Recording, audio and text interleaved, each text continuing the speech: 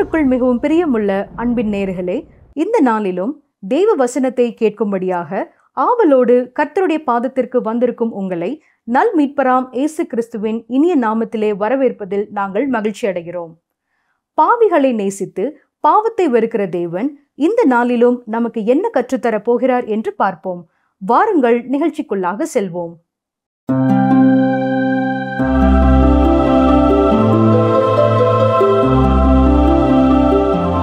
கர்த்தருடைய வசனத்திற்காக காத்திருக்கிற உங்களை வாழ்த்துகிறோம், வரவேற்கிறோம்.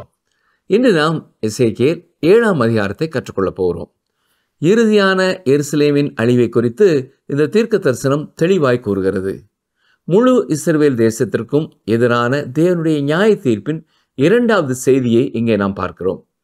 5ஆம் அதிகாரம் எருசலேமை குறித்த செய்தியாக இருந்தாலும் இப்பொழுது முழு இஸ்ரவேல் தேசத்தை குறித்தும் இது பேசுகிறது.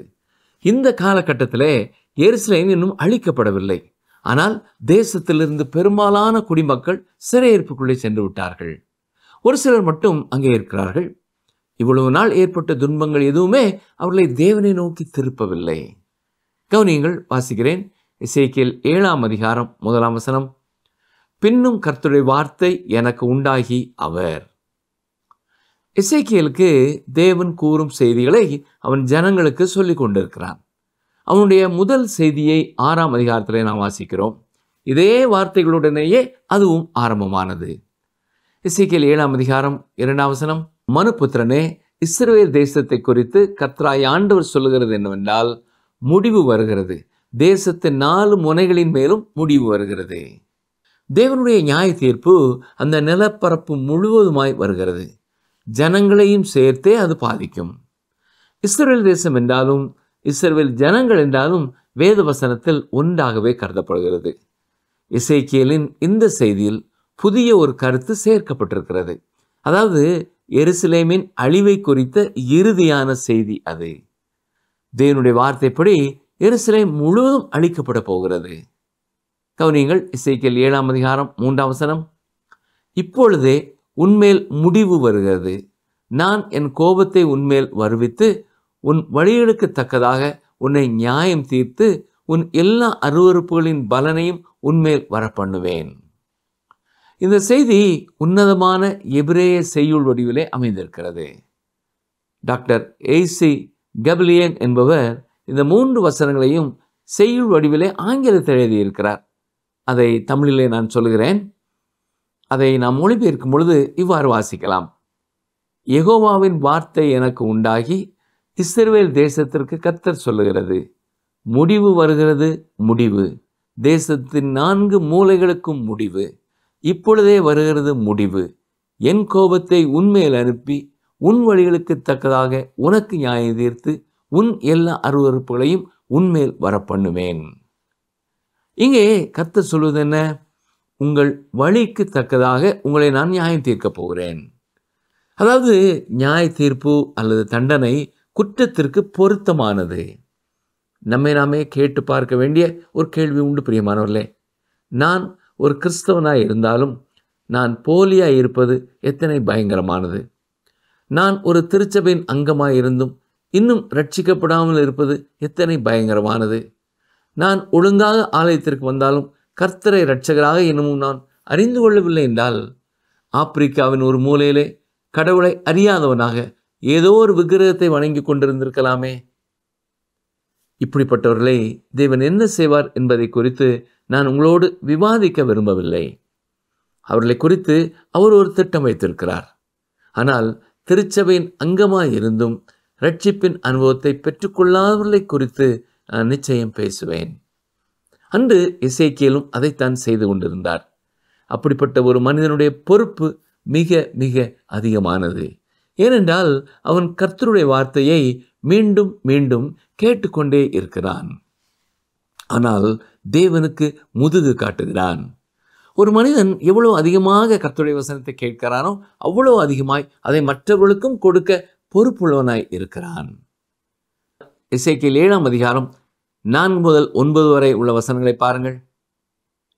என் கண் உன்னை தப்ப விடாது. நான் இறங்காமல் உன் வழிகளுக்கு தக்கதை உன்மேல் வரப்பண்ணுவேன். உன் அருவருப்புகளுக்கு தக்கது உன் நடுவில் வந்திருக்கும். அப்பொழுது நான் கர்த்தர் என்று அறிந்து கொள்வீர்கள். கர்த்தராகிய ஆண்டவர் சொல்கிறது என்னவென்றால், தீங்கு வருகிறது, இதோ ஏகமான தீங்கு வருகிறது, முடிவு வருகிறது, முடிவு வருகிறது, அது உன்மேல் நோக்கமாயிருக்கிறது, இதோ வருகிறது. தேசத்தில் குடியிருக்கிறவனே, அந்நாளின் விடியற்காலம் வருகிறது, காலம் வருகிறது, அமளியின் நாள் சமீபித்திருக்கிறது. மலைகளில் சந்தோஷம் இல்லை. இப்பொழுது விரைவில் என் உக்கிரகத்தை உன்மேல் ஊற்றி என் கோபத்தை உன்னில் தீர்த்து கொண்டு உன்னை உன் வழிகளுக்கு தக்கதாய நியாயம் தீர்த்து உன் எல்லா அருவருப்புகளின் பலனையும் உன்மேல் வரப்பண்ணுவேன். என் கண் உன்னை தப்ப விடாது. நான் இறங்காமல் உன் வழிகளுக்கு தக்கதை உன்மேல் வரப்பண்ணுவேன். உன் அருவருப்புகளுக்கு தக்கது உன் நடுவில் வந்திருக்கும். அப்பொழுது அடிக்கிறவராகிய நான் கர்த்தர் என்று அறிந்து கொள்வீர்கள். டாக்டர் கப்லியன் அவர்களின் மொழிபெயர்ப்பையும் வாசிக்கிறேன். என் கண்கள் உன்னை தப்ப விடாது. நான் இறங்க மாட்டேன். உன் வழிகளை உன்மேல் வரப்பண்ணுவேன். உன் அருவருப்புகள் உன் நடுவிலே இருக்கும். அப்பொழுது நான் கர்த்தர் என்று அறிந்து கொள்வீர்கள். கர்த்தராகிய ஆண்டவர் சொல்லுகிறது என்னவென்றால், ஒரு தீமை, ஒரே தீமை, இதோ அது வருகிறது, முடிவு வருகிறது, முடிவு வருகிறது, அது உனக்கு விரோதமாக விழிக்கிறது, இதோ அது வருகிறது. தேசத்தின் குடிகளே, உன் தண்டனை உனக்கு வந்துவிட்டது. குறித்த காலம் வந்துவிட்டது. அந்த நாள் சமீபித்து விட்டது. அந்த நாள் கலகத்தின் நாள். மலைகளின் மேல் சந்தோஷ ஆரவாரம் இல்லை. இப்பொழுது நான் சீக்கிரமாய் என் கோபத்தை உன்மேல் ஊற்றி என் கோபத்தை உன்மேல் நிறைவேற்றுவேன். உன் வழிகளுக்கு தக்கதாக உன்னை நியாயம் தீர்ப்பேன். உன் எல்லா அருவருப்புகளையும் உன்மேல் வர பண்ணுவேன். என் கண் தப்ப விடாது. நான் இறங்க மாட்டேன். உன் வழிகளுக்கு தக்கதாக நான் உனக்கு தண்டனை கொடுப்பேன். உன் அருவருப்புகள் உன் நடுவிலே இருக்கும். நான் அடிக்கிற கர்த்தர் என்று அறிந்து கொள்வீர்கள். பிரியமானவர்களே, இது வேதத்தின் மிக மகத்துவமான ஒரு பகுதி. ஆனால் பலர் இதை பிரசங்கிக்கிறதில்லை. அநேக திருச்சபை மக்களுக்கு இந்த வசனங்கள் தெரியாது. இது ஏதோ பழைய ஏற்பாட்டின் ஒரு பகுதியாக இருப்பதால் இதை வித்தியாசமாய் நினைக்கிறீர்களா? வெளிப்படுத்தின விசேஷத்தின் செய்திகளை விட இயேசு கிறிஸ்து மத்தேயு 25ஆம் அதிகாரத்தில் கொடுத்திருக்கும் செய்திகளை விட இது மிக மென்மையானது. பழைய ஏற்பாட்டின் தேவனே புதிய ஏற்பாட்டின் தேவனாயும் இருக்கிறார். எந்த காலகட்டமானாலும் பாவத்தை தண்டிப்பார். கடந்த செய்தியிலே நான் கூறியதை உங்களுக்கு நினைவுபடுத்த விரும்புகிறேன். ஒரு இளைஞனான யூத ரபி கடவுளே இல்லை என்றான். காரணம், ஜெர்மனி தேசத்திலே ஹிட்லரின் காலத்திலே 6 லட்சம் யூதர்களை அவன் எப்படி கொலை செய்ய முடியும்? இதை அவனால் ஏற்றுக்கொள்ள முடியவில்லை. பிரியமானவர்களே, அதே எச்சரிப்பு தான் இன்றும் திருச்சபையை நோக்கி வருகிறது. தேவன் நியாயம் தீர்ப்பாரா? ஆம், அவர் நிச்சயம் நியாயம் தீர்ப்பார். 2 கொரிந்தியர் 5ஆம் அதிகாரம் 11ஆம் வசனத்திலே பவுல் என்ன சொல்லியிருக்கிறார்? கவனியங்கள், வாசிக்கிறேன். ஆகையால் கர்த்தருக்கு பயப்படத்தக்கதென்று அறிந்து மனுஷருக்கு புத்தி சொல்கிறோம். இன்று பலர் திருச்சபைகளுக்கு ஆராதனைகளுக்கு வந்து போவதை ஏதோ விளையாட்டாக எண்ணுகிறார்கள். சபைகளோடு ஆவிக்குரிய விசுவாச உறவை குறித்தும் அர்ப்பணிப்பை குறித்தும் பேசுகிறார்கள். ஆனால் இயேசு கிறிஸ்துவுக்கு இன்னமும் அவர்கள் வாழ்க்கையிலே முழுமையாய் தங்களை ஒப்புக் கொடுக்கவில்லை. இன்றைய காலத்தின் பரிதாபமான நிலை இதுதான். திருச்சபைகளிலே ஆட்கள் குறைவாக இருப்பது அங்கே பிரச்சனை அல்ல. ஆனால் கிறிஸ்தவர்கள் என்று சொல்லிக்கொள்ளும் பலர், அங்கே பெரும்பான்மையானோர் உண்மையாய் கிறிஸ்துவை பின்பற்றவில்லை. முற்காலத்தில் ஊழியர் ஒருவர் சொன்ன வாசகத்தை நான் மீண்டும் கூற விரும்புகிறேன். தேவ தூஷணம் சொல்லும் 20 நாஸ்திகர்களை விட கிறிஸ்துவின் பணிகளை இன்றைக்கு அதிகமாக காயப்படுத்துவது குளிர்ந்து போன திருச்சபையின் ஒரு அங்கத்தினர் என்று கூறினால் மிகையாகாது. எசேக்கியேலின் செய்தி அன்று பிரபலமாகவில்லை. இன்றும் இப்படிப்பட்ட நியாய தீர்ப்பின் செய்திகள் பிரபலமாவதில்லை. தொடர்ந்து கவனியங்கள், வாசிக்கிறேன். எசேக்கியேல் 7ஆம் அதிகாரம் 10 முதல் 14ஆம் வசனம் வரை. இதோ அந்த நாள் இதோ வருகிறது. அந்நாளின் விடியற்காலம் உதிக்கிறது. மிலாறு பூக்கிறது. அகந்தை செழிக்கிறது. அக்கிரமத்துக்கு மிலாறாக கொடும்பை எழும்புகிறது. அவர்களிலும் அவர்களுடைய திரளான கும்பிலும் அவர்களுடைய அமளியிலும் ஒன்றும் மீதியாயிருப்பதில்லை. அவர்கள் நிமித்தம் புலம்பல் உண்டாயிருப்பதும் இல்லை. அந்த காலம் வருகிறது, அந்த நாள் கிட்டுகிறது. கொள்ளுகிறவன் சந்தோஷப்படாமலும் விற்கிறவன் துக்கப்படாமலும் இருப்பாராக. திரளான கும்பின் மேலும் உக்கிரம் இறங்கும். அவர்கள் ஜீவனுள்ளோருக்குள்ளே இன்னும் உயிரோடு இருந்தாலும் விற்றவன் விற்கப்பட்டதற்கு திரும்பி வருவதில்லை. அதன் திரளான கும்பின் மேலும் உண்டான தரிசனம் திரும்பாது. தன் அக்கிரமத்திலே வாழுகிற எவனும் தன்னை திடப்படுத்த மாட்டான். அவர்கள் எக்காலம் ஊதி எல்லாவற்றையும் ஆயத்தம் பண்ணியும் யுத்தத்துக்கு போகிறவன் இல்லை. என் உக்கிரம் அதன் திரளான கும்பின் மேலும் இறங்குகிறது. இந்த ஜனங்களை குறித்து கர்த்தர் சொல்வது என்ன? இவர்கள் கலகக்காரர்கள், ஆனால் இவர்கள் அமைதிவாதிகள். அதாவது இவர்கள் யுத்தத்திற்கு செல்ல மாட்டார்கள், ஆனால் சரியான காரியத்திற்காக உறுதியாய் நிற்க மறுப்பார்கள். நியாய தீர்ப்பு வந்தது. எதிரே உள்ளே வந்த பொழுது இவர்களது அமைதிவாதத்தை குறித்து அவர்களுக்கு எதுவும் தெரியாது. இது அமைதியை குறித்து பேசும் காலம், ஆனால் எங்கும் அமைதல் இல்லை. உண்மைதான், இன்று மக்கள் யுத்தங்களினால் சோர்வடைந்து விட்டார்கள். அதே வேளையிலே கர்த்தர் ஏசாயா 57:21 சொல்வது போல துன்மார்க்கனுக்கு சமாதானம் இல்லை. ஏசாயா இதே சத்தியத்தை தனது நியாய தீர்ப்பு தரிசனத்திலே 3 முறை திரும்ப திரும்ப சொல்லியிருக்கிறார். இப்பொழுது எசேக்கியேல் 7:19 பாருங்கள். தங்கள் வெள்ளியை தெருக்களில் எரிந்து விடுவார்கள், அவர்களுடைய பொன் வேண்டா வெறுப்பாயிருக்கும். கர்த்தருடைய சினத்தின் நாளிலே அவர்கள் வெள்ளியும் அவர்கள் பொன்னும் அவர்களை விடுவிக்க மாட்டாது. அவர்கள் அதனால் தங்கள் ஆத்துமாக்களை திருப்தியாக்குவதும் இல்லை, தங்கள் வயிறுகளை நிரப்புவதும் இல்லை. அவர்கள் அக்கிரமமே அவர்களுக்கு இடரலாய் இருந்தது. இன்றும் உலகத்தில் பலர் பணம் தங்கள் வாழ்க்கையினே எல்லா பிரச்சனைகளையும் தீர்த்துவிடும் என்று நினைத்து கொண்டிருக்கிறார்கள்.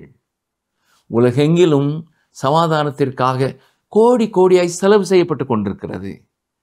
பணம் செலவாகிறதே ஒழிய சமாதானம் உருவாகவில்லை.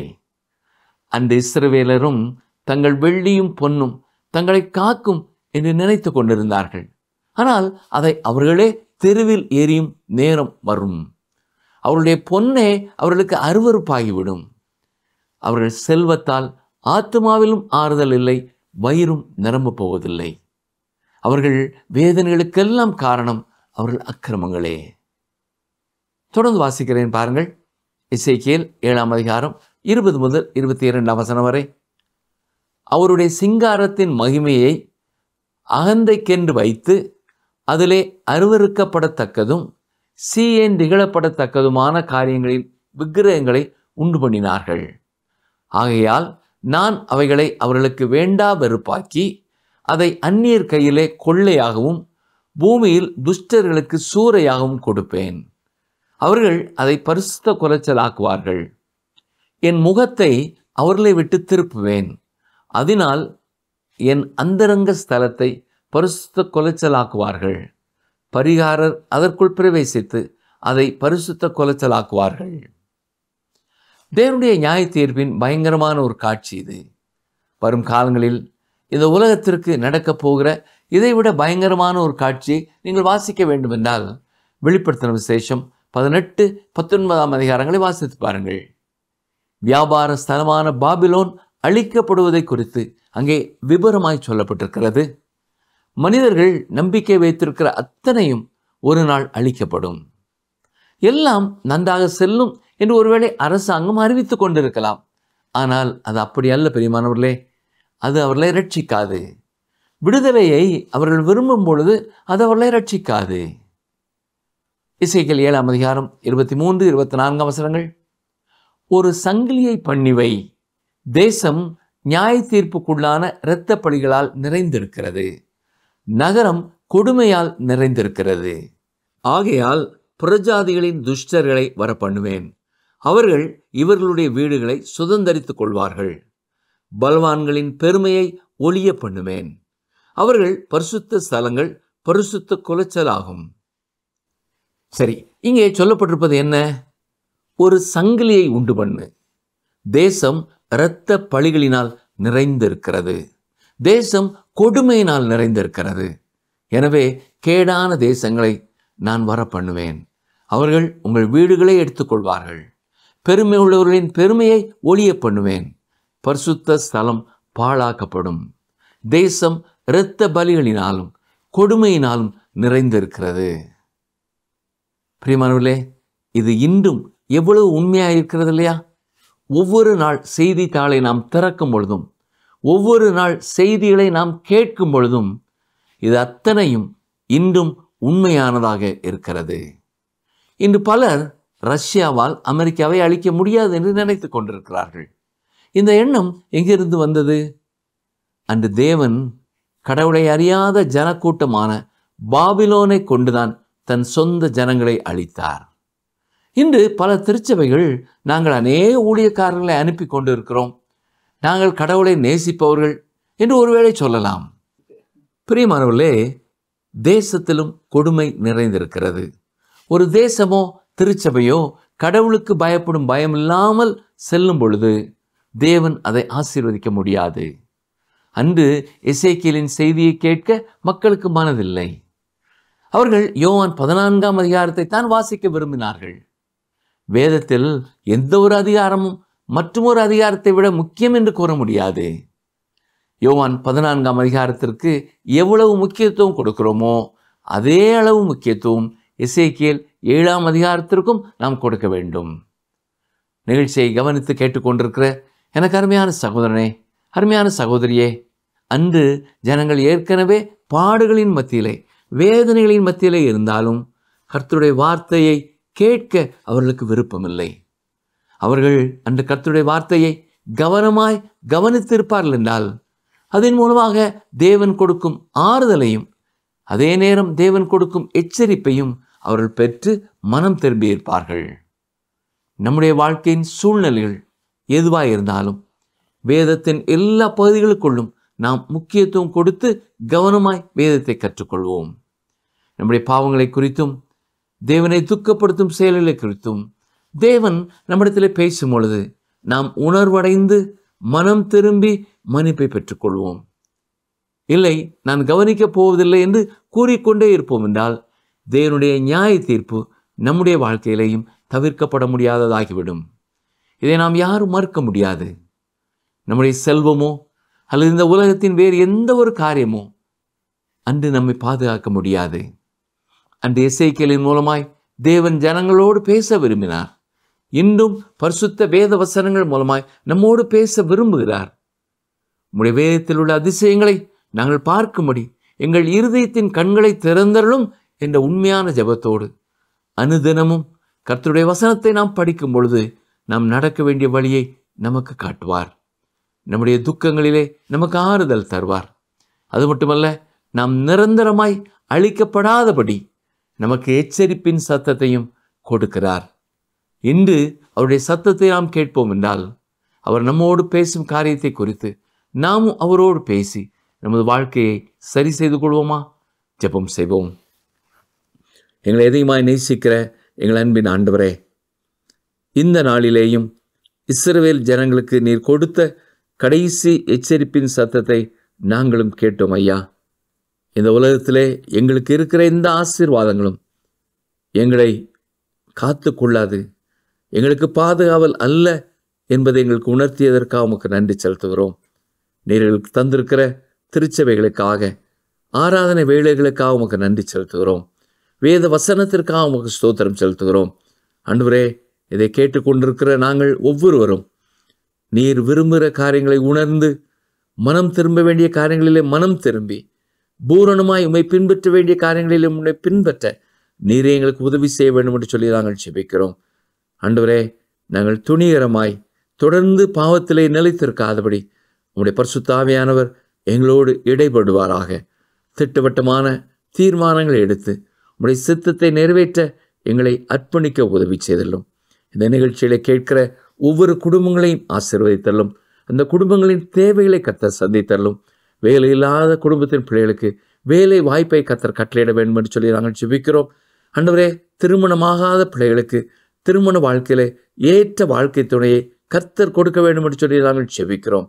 ஆண்டவரே, இன்னமும் புதிதாய் விசுவாசத்திற்குள்ளே வந்திருக்கிற பலர் இந்த நிகழ்ச்சிகளை தொடர்ந்து கேட்பதற்காக உமக்கு நன்றி செலுத்துகிறோம். உம்மை துதிக்கிறோம், உம்மை ஸ்தோத்திரிக்கிறோம். அவர்கள் குடும்பங்களிலேயும் எல்லா அங்கத்தினர்களும் உம்மை இரட்சகராய் கண்டுகொள்ள அவர்கள் எடுக்கிற பிரயாசங்களை கர்த்தர் ஆசீர்வதிக்க வேண்டும் என்று சொல்லி நாங்கள் ஜெபிக்கிறோம். இந்த நாள் முழுதும் உடைய கிருபை எங்களுக்கு போதுமானதாக இருப்பதாக. இன்றும் என்றும் உடைய சித்தத்தின் மையத்தில் எங்களை காத்துக்கொள்ளும். உடைய நித்தியத்தில் எங்களை சேர்த்துக் கொள்ளும். இயேசு இரட்சகரின் வல்லமை உள்ள நாமத்தினாலே மனத்தாழ்மையோடு வேண்டிக் கொள்கிறோம் பிதாவே, ஆமேன். பிரியமானவர்களே, இன்று நாம் கேட்ட வசனத்திற்காக கர்த்தருக்கு நன்றி செலுத்துவோம். தொடர்ந்து எசேக்கியேல் தீர்க்கதரிசியின் புத்தகத்தை நாம் கவனமாய் படிப்போம். கர்த்தர் அதன் மூலமாய் நம்மோடு பேசும் காரியங்களுக்கு நாம் செவி சாய்ப்போம். கர்த்தருடைய கிருபையும் ஆசீர்வாதமும் சமாதானமும் உங்களோடு கூட இன்றும் என்றும் தங்கியிருப்பதாக. ஆமேன்.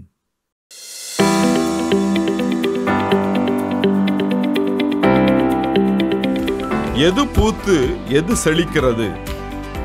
எது பூத்து எது செழிக்கிறது?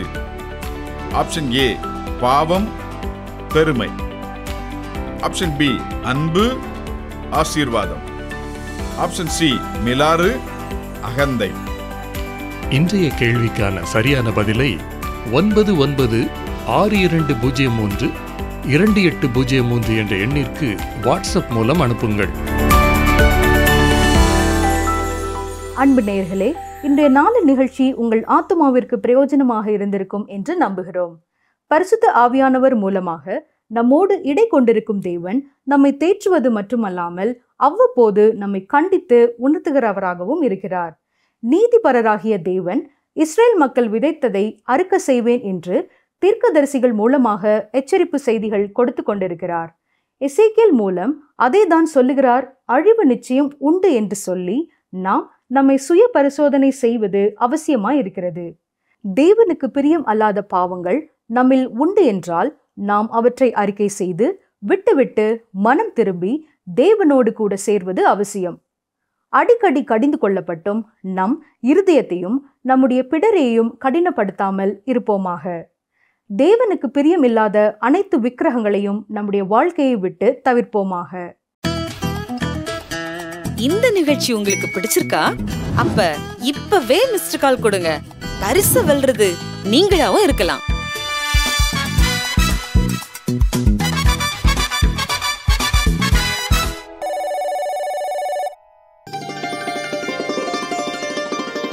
இருளில் மறைந்திருக்கிறவைகளை அவர் வெளியரங்கமாக்கி இருதயங்களின் யோசனைகளையும் வெளிப்படுத்துவார்.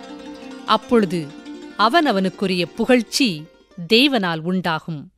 1 கொரிந்தியர் 4:5.